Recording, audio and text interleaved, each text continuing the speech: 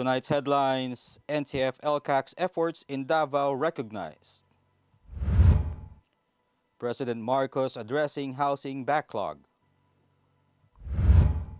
Philippines climbs to 97th spot in WJP Rule of Law Index.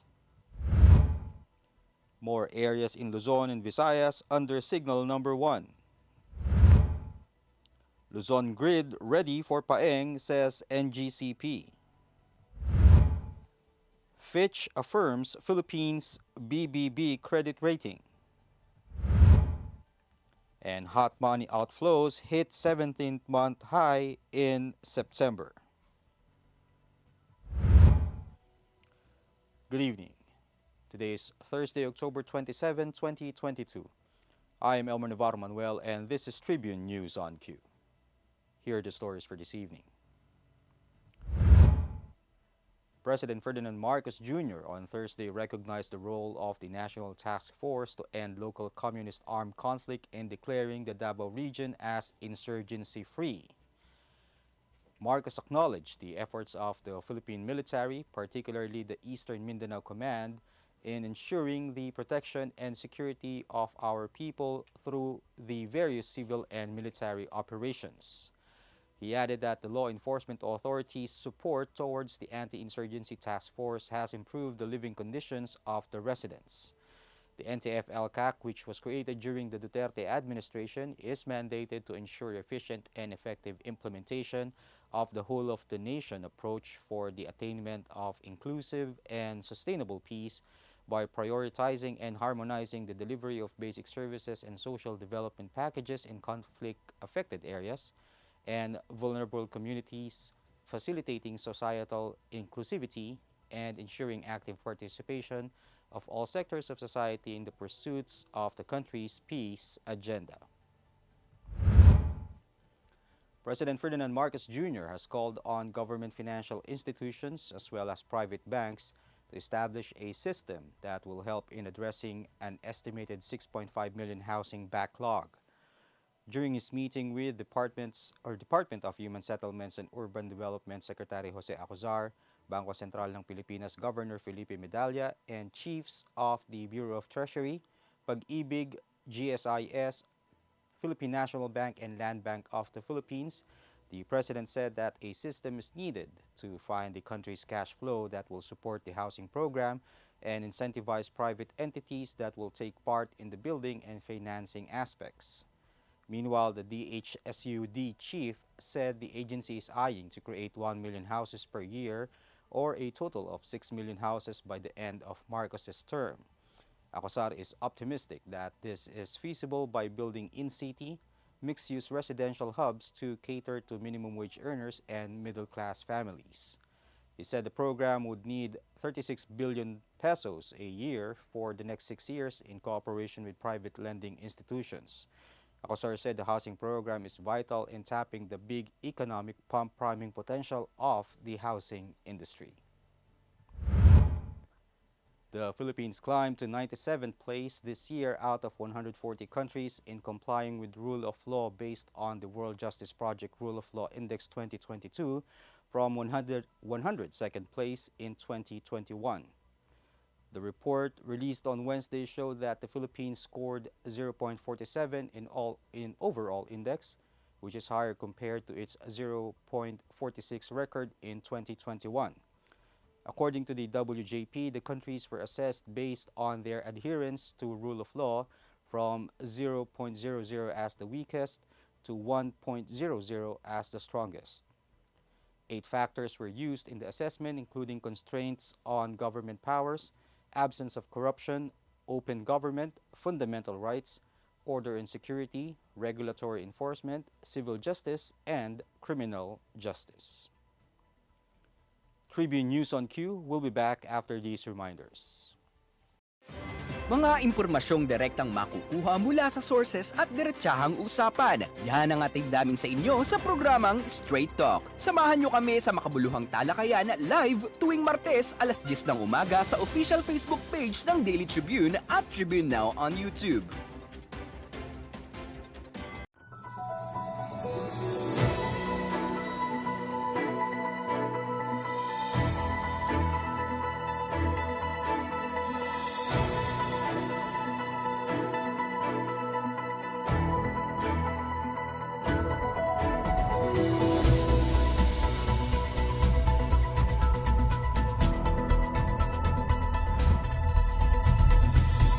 In other news, State Weather Bureau Pagasa announced that more areas in Luzon and Visayas are now under signal number 1 as Tropical Storm Paeng has maintained its strength while slowly moving southwestward. The State Weather Bureau said that signal number 1 was raised over the eastern portion of Camarines Sur, Catanduanes, Albay, Sorsogon, Masbate, including Ticao Island and Burias Island, Eastern Samar, Northern Samar, Samar, Biliran, and the northern portion of Leyte. As of 4 p.m., the center of Paeng was located 510 kilometers east of Borongan City, Eastern Samar.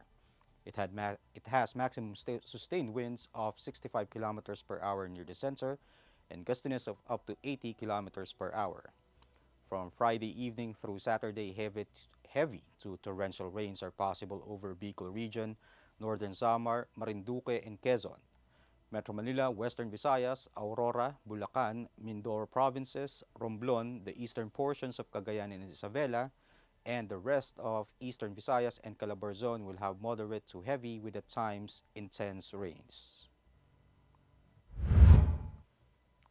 The National Grid Corporation of the Philippines said that the Luzon power grid system is ready for Tropical Storm Paeng, which is expected to hit the island as a typhoon this weekend.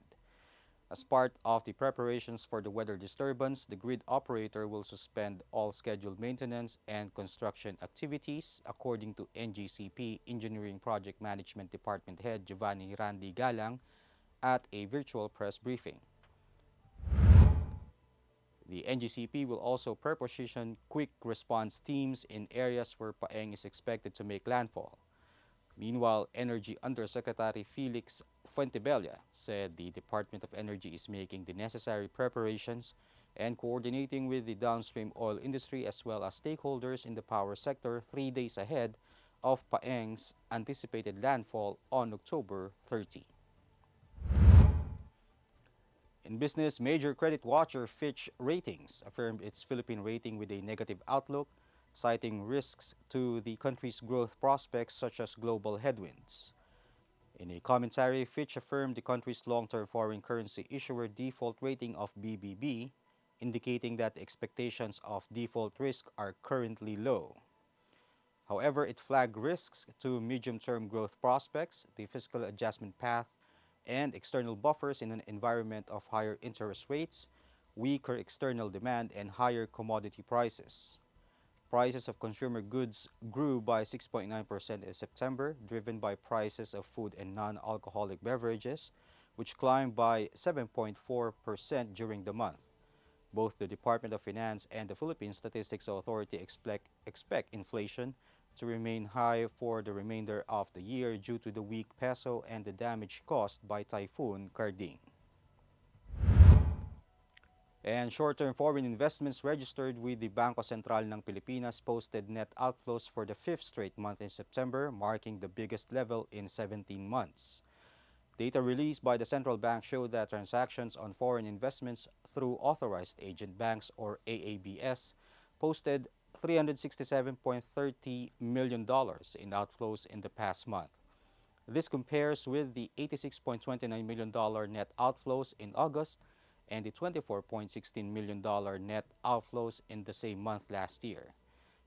It is also the highest since the $373.95 million net outflows posted in April 2021.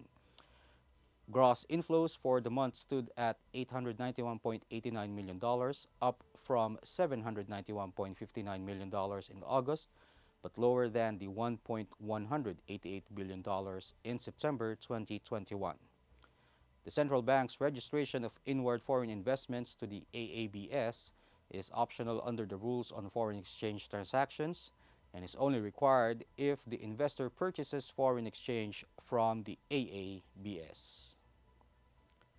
That wraps up the stories tonight. Catch us again tomorrow at 9:30 p.m. only here at Daily Tribune's Facebook page. Again, this is Elmer Navarro Manuel and you're watching Tribune News on Q. Stay safe, stay healthy, and stay at home. Good night, and God bless us all.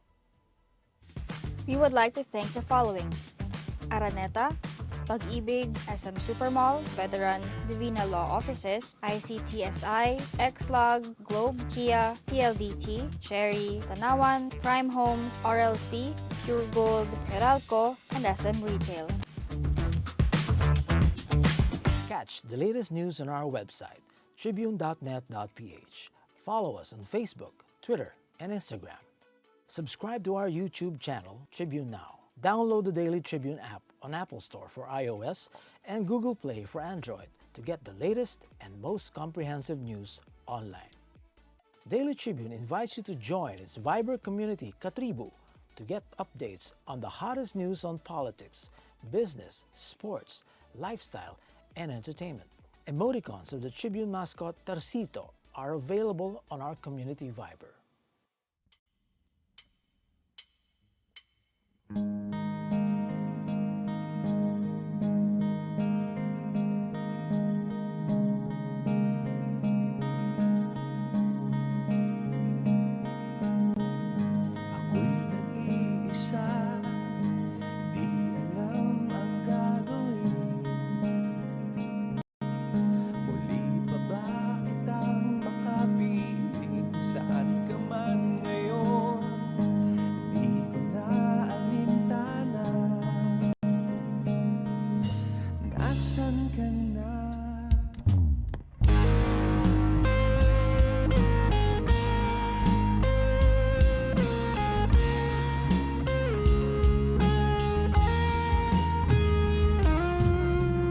Sa panaginip ko, ayoko nang gumising pa.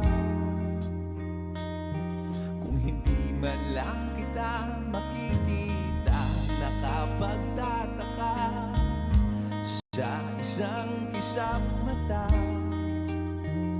ay bigla kang nawala, di na kita mahagilap.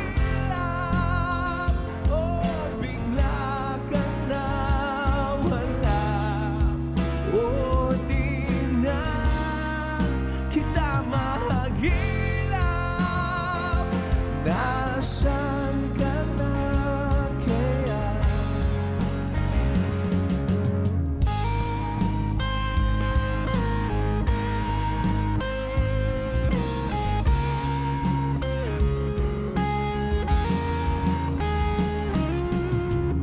Ikaw ba'y masaya?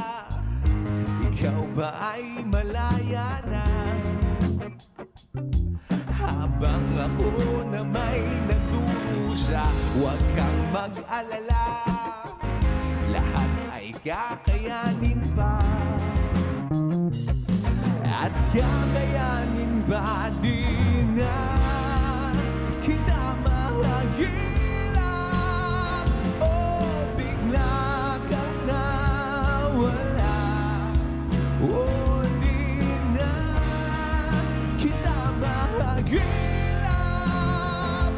nasaan ka na kaya?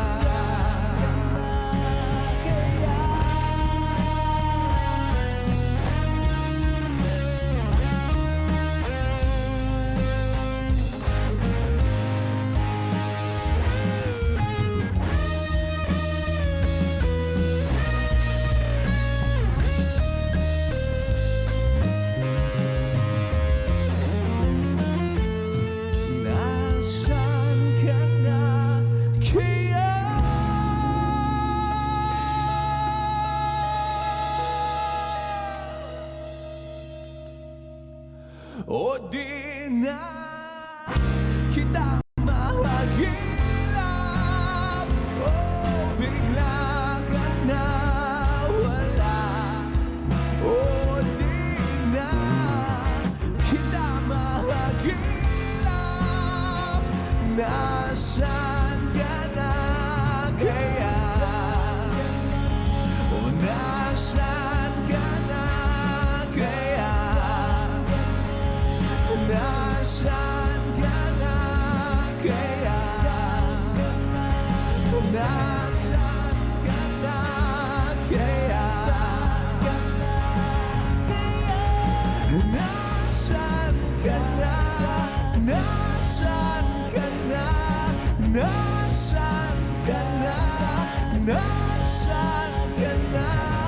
Nasaan ka na? Nasaan ka na? Nasaan ka na?